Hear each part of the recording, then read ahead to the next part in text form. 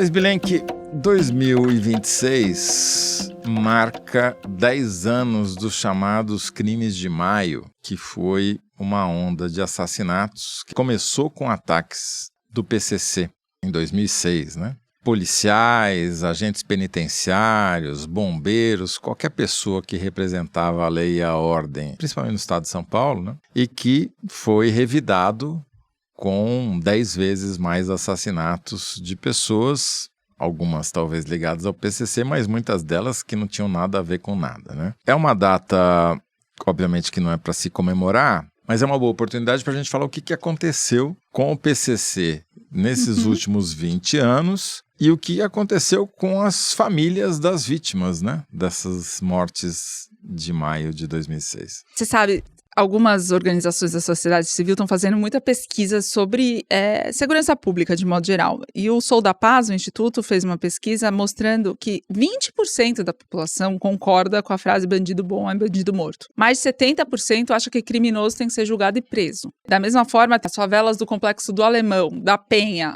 da Maré e da Rocinha se uniram, organizações da população, da sociedade civil dessas favelas também fizeram uma pesquisa em que 91% dos moradores, foram ouvidos mais de 4 mil moradores dessas favelas, 91% acham que tem excessos e ilegalidades por parte da polícia nas operações, e essa percepção é compartilhada, inclusive, por 85% daqueles que apoiam as operações dentro das favelas. Os excessos da polícia, a violência, muitas vezes empregada durante operações, não é consensual na sociedade, apesar de haver muito candidato usando esse tipo de discurso e medida para fazer campanha e conseguir voto, na prática, no chão, no dia a dia, na rua das pessoas, não é isso que as pessoas querem. Tem um espaço para debater outros tipos de resposta à violência que não mais violência, né? Isso é interessante, é uma ótima questão e é bom que o Sou da Paz tenha feito essa pesquisa, porque todas as pesquisas que foram feitas imediatamente depois do maior massacre já cometido no Brasil, que foram aqueles 120 mortos pela operação policial do Cláudio Castro lá nos Morros Cariocas, houve pesquisas mostrando um grande apoio à operação,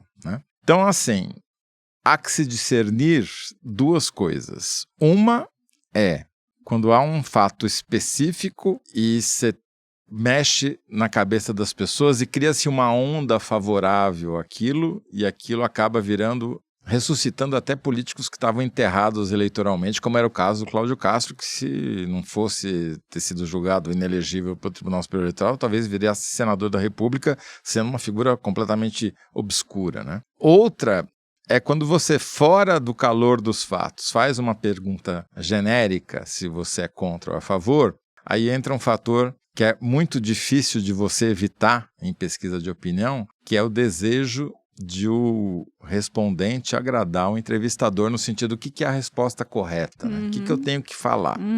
Então, são duas situações diferentes e eu acredito nas duas, porque mostra que, na essência, o ser humano não é favorável a uma violência genérica, mas dadas determinadas circunstâncias, se você, né, depende de como se alimenta ele, até pode ele se tornar a favor. E esse pool de organizações da sociedade nas favelas do Rio de Janeiro, que fizeram essa pesquisa, eles fazem menção a isso. A aprovação popular depois da operação no Rio de Janeiro, ela tem o calor do momento, como você disse, só que também tem um aspecto que é o ponto de vista dos moradores das favelas que são alvos da operação. Que já eram contra, né?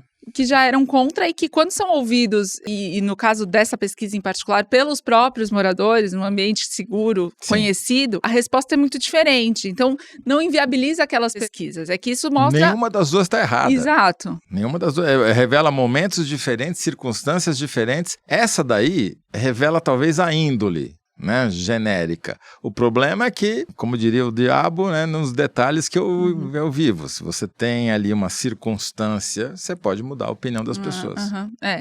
Isso é política, né? Isso é campanha eleitoral. Esse preâmbulo todo para falar sobre os 20 anos dos crimes de maio, porque, de alguma forma, é a mesma coisa que a gente está falando. Eu conversei com a Carolina Diniz, que é coordenadora da Conectas, uma organização da sociedade civil que está desde maio de 2006 atuando na reparação e indenização das famílias das mais de 500 pessoas mortas naquele momento. E desde maio de 2006, quando acontecem as mais de 500 mortes, já houve um problema gravíssimo de saída, que foi nenhuma cena de morte foi preservada, nenhum agente de Estado foi ouvido, não houve nenhum cartucho ou projétil recolhido na hora para perícia depois, nenhuma testemunha foi ouvida, e o IML estava uma zona, várias organizações foram até lá, até gente do CREMESP, dos médicos mesmo, para tentar ajudar no exame dos corpos. Que eram 20, 30, 40, 50 mortos todo dia. É um absurdo, assim, mortes violentas. O IML não foi projetado para atender esse volume de assassinatos. Né? E isso resultou em um monte de inquérito, centenas de inquéritos arquivados pouquíssimo tempo depois. Aqueles inquéritos que foram abertos se resumiram a basicamente analisar a ficha das vítimas e depois praticamente todos arquivados. 20 anos depois, nenhuma morte dessas mais de 500 pessoas foi elucidada, nenhum agente de Estado foi responsabilizado, nenhuma família teve reparação ou indenização concedida pelo Estado. O que aconteceu desde então é que formaram-se organizações, então uma delas, a mais importante, é a Mães de Maio, que tem mães de várias dessas vítimas que se articularam e formaram um movimento, e em atuação com a Defensoria Pública, outras organizações da sociedade civil, entraram com 8 grandes ações no judiciário e em órgãos internacionais, né? Nenhum deles teve desfecho favorável às familiares, tem um que a gente vai relatar aqui que ainda pode mudar o curso dessa história. Em 2006, centenas de casos foram arquivados. Em 2008, o caso Bristol, que foi dentro desse contexto dos crimes de maio, 5 jovens conversavam, aí foram alvejados por pessoas encapuzadas, 3 morreram na hora, outro morto 6 meses depois. Esse é o caso Bristol, foi arquivado em 2008. Em 2009, houve um pedido de federalização do caso Bristol, que só foi aceito pela Procuradoria-Geral da República em 2016, 7 anos depois. E só em 2022... o Superior Tribunal de Justiça mandou a Polícia Federal reabrir os inquéritos agora federalizados. E a Polícia Federal reabre o caso em 2024, só que em 2025 eles prescrevem. Então, nenhum policial foi ouvido. Provavelmente tudo isso vai ser arquivado, aquilo que ainda não foi. Quer dizer, 20 anos não é só uma efeméride, marca a prescrição legal, a possibilidade de qualquer pessoa que tenha cometido um crime ser punida. Por isso que um dos pedidos mais importantes, que foi esse pedido, né, uma ação requerendo, aconteceu em 2018, requerendo um pedido formal do Estado e o reconhecimento desses crimes como graves violações de direitos humanos, porque crime de grave violação de direitos humanos é imprescritível. Isso aconteceu em 2018, o Ministério Público entrou com uma ação e o fato de ter sido o Ministério Público não é trivial. Por quê? Porque em um desses processos, uma promotora foi ouvida como testemunha de policiais que estavam sendo acusados por familiares. Ela chama Ana Maria Frigério Molinari. E ela disse no depoimento que ela deu à justiça que as Mães de Maio eram mães de traficantes, eu estou citando, entre aspas, mães de traficantes que gerenciam biqueiras e atuam em conluio com o GAECO, do Ministério Público de Santos. Ela disse isso, e aí foi aberto procedimento e investigação contra ela e foi arquivado 4 vezes. Só que até hoje, esse depoimento dela é usado na defesa de policiais que têm que se defender por seus atos na justiça. E uma dessas mães, que é a grande articuladora da Mães de Maio, que é a Débora Silva, ela, ao longo desses anos, deixou de acompanhar as mães que chegavam até o movimento com medo de atrapalhar, porque ela ficava sendo associada ao PCC, ou seja, sendo revitimizada por causa desse depoimento, cujas consequências foram arquivadas 4 vezes. Então, quando o Ministério Público entra com uma ação requerendo pedido de desculpas formal do Estado e o reconhecimento de que é grave violação, existe um movimento muito importante dentro do próprio Ministério Público, a despeito dessa promotora, de reconhecer a gravidade daqueles fatos. Só que essa ação, primeiro, é julgada improcedente pelo Tribunal de Justiça de São Paulo, depois há um recurso lá no próprio tribunal que não dá em nada. E aí esse recurso chega no Superior Tribunal de Justiça e este ano agora, em março, o relator do caso, o ministro Teodoro Silva, deu um parecer favorável à imprescritibilidade desses crimes, dizendo que eles são, sim, graves violações de direitos humanos. Um outro ministro vota contra, que é o Marco Aurélio Belize, e o julgamento vai ser retomado no dia 10 de junho agora. Então, é basicamente o último recurso para que esses crimes de maio de 2006 sejam reparados. A última chance. É mais ou menos a última chance, é a retomada desse julgamento. A turma do STJ não dá para saber ainda, antecipar qual vai ser o veredito, mas é a última chance disso acontecer.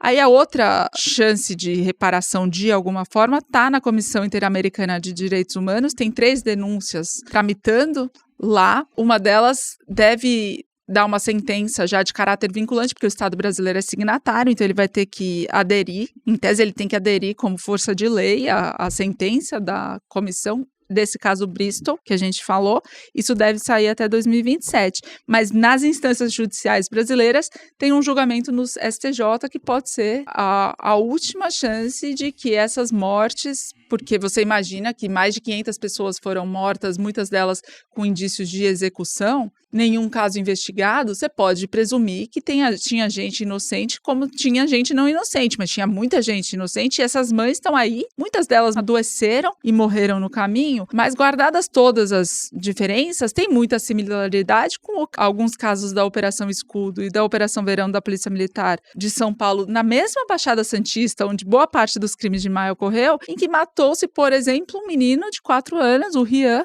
cujo inquérito agora foi encerrado como legítima defesa. É, incrível. Agora, essa história tem um outro aspecto, Thaís, que é o seguinte: essa política de execução sumária, que vira e mexe, a gente vê se repetir, seja na Baixada Santista, seja nos morros do Rio de Janeiro, seja no Brasil inteiro, ela é absolutamente ineficaz no combate ao crime organizado. Porque, vamos lá, a cúpula inteira do PCC está presa. O Marcola está preso há décadas.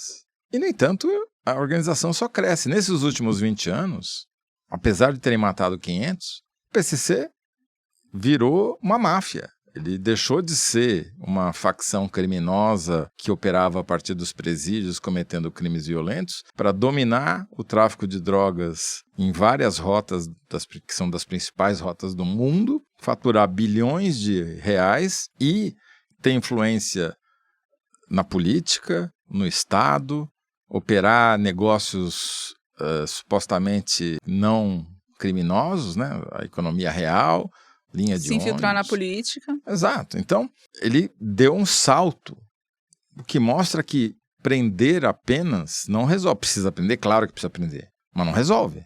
Se você só prender, só vai crescer. Você não consegue prender 2 vezes, que é o caso do Marcola. Exato. Outra mandado de prisão contra o Marcola. Vai fazer alguma diferença? Vai ficar mais tempo preso, sim, mas o cara comanda de lá de dentro. Então, o que precisa fazer? Precisa asfixiar financeiramente. Essa palavra talvez seja difícil de as pessoas entenderem da maneira que precisa ser entendida, né, para se tornar uma política pública. Mas é mais ou menos a diferença entre a visão policial, que tem um papel a cumprir, que é a visão de punir quem já cometeu o crime, e a visão de prevenção ao crime, que é como você acaba ou tenta sufocar, estrangular os mecanismos que o crime usa para poder cometer o crime. E isso como se faz? Com investigação e com medidas preventivas para evitar que o crime seja cometido. Seja o tráfico de drogas nos portos e aeroportos ou nas fronteiras, seja